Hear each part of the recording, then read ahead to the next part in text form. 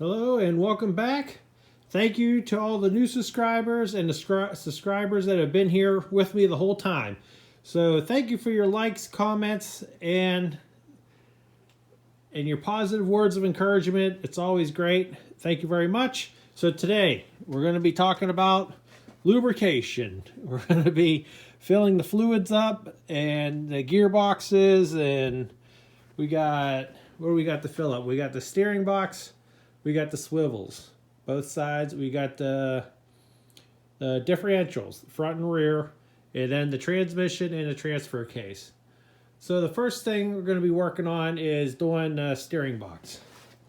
And that's going to be, I'm going to mix up a bunch of different things for the for all the different things or whatever. Some of it, well, it's all going to get Hypoid oil, GL4, which you'll hear a lot of people talk about that online. We won't get into that discussion, but GL4 is good for brass gears and different pieces inside the transmission. So Hypoid GL4, I've been using this in my Volkswagens for years, and they all have brass parts too in their transmission. So I'm going to be using this for basically everything, and then I'm going to add a little bit of Lucas heavy duty oil stabilizer to help thicken it up a little bit in certain parts.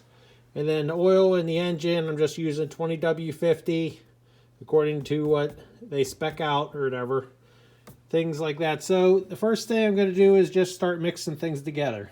Okay, for the steering box, let's go over here, and I filled that up. I made a mixture of roughly about 2 cups.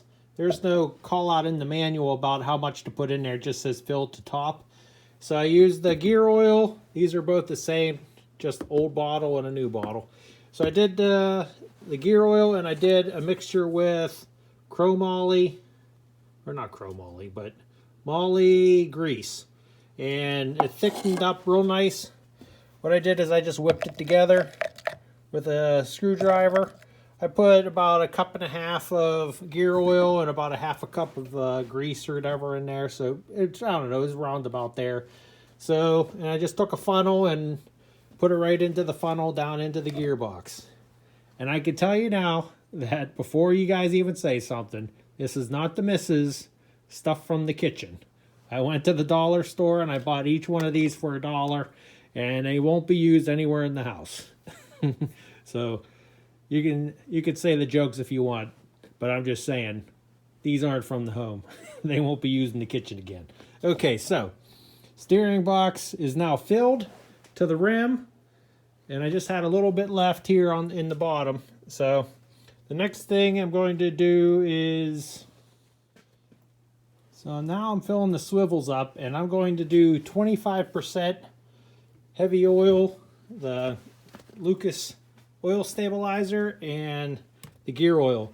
So this is a pump that you can buy at your auto parts store. And what I did is, years ago, I used this tomato,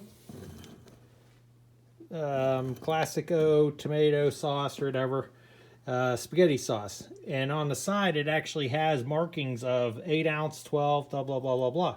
So then you can actually measure out how much you're going to be going from here into there. So now you can put in 25% and 75% gear oil. So this is a nice little thing. All I did was cut a hole in the top, stuck this in there, and so then that's the pump that I use all the time. So I filled up the one side. The one swivel is now filled. I'm going to go over and fill up the other one next. So when you're filling your swivels, you just have this bolt over here. You take this out with just your regular crescent wrench, and you fill it up until it starts coming out of the hole, and then you put your plug back in. So both swivels are filled now. Like I said, steering box is filled. So next, okay, so draining your differentials. Some guys have some real fancy tools, but I just use a chisel, which is flattened on the top, roughly about, I don't know, maybe 1 inch wide or something. Put that up in there, take an adjustable wrench, tighten it down on there, and just turn it. And hold on there tight and just turn it, and tighten and loosen it up with that big slot that's in there. So that's what I always use. I've used it on other 4x4s too or whatever. So a little tip for you.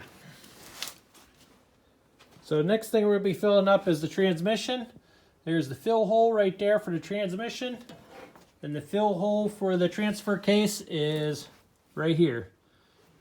Okay, so I'm getting ready to fill it up. I just put a hose into the filler with a funnel on the end. Got a piece of wood here, just kind of hold it in place. And here's what I got, a piece of hose on the end of the nozzle on the end of this. This I just plan on pouring right in into both things. So I'm going to just fill up the both. I already bore you guys enough with my videos, let alone the fun of filling a gearbox is up in the long, monotonous, freezing cold gear oil flowing. It takes freaking forever. Alrighty. So I got the transmission filled, transfer case filled, and that whole funnel idea, it was not working. It's just too cold, and it was taking forever to flow down through there. So I used the old-fashioned hand pump on the jug. And it filled it up right quick. This is a pretty big pump, so it pumps out quite a bit of fluid. So that's all filled. The swivels, they're filled. Each differential's filled.